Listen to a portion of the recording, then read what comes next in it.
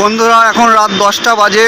আমরা বেরিয়ে পড়েছি তমলুক আর মহিষাদলের উদ্দেশ্যে সাইকেল নিয়ে। আমাদের 12টার সময় বেরোনো করা ছিল। 12টার সময় রাইট টবিন রোডে এসে চলে এসেছি। এখন পরেশদার জন্য অপেক্ষা করছি। পরেশদা আসলে বেরিয়ে পড়বো। আমরা আপাতত দুজন আছি, আমি আর রাজ।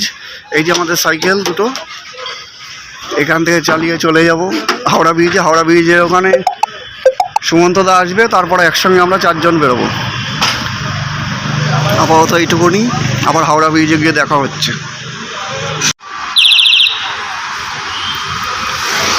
আমরা এখন টবিন রোডে দাঁড়িয়ে আছি, পরেশদার জন্য ওয়েট করছি। পরেশদা আসলে বেরিয়ে যাবে।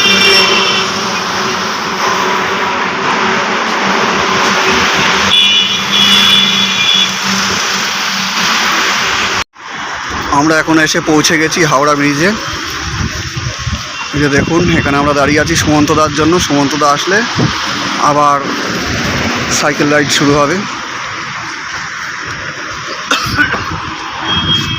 এখন বাজে 1:30।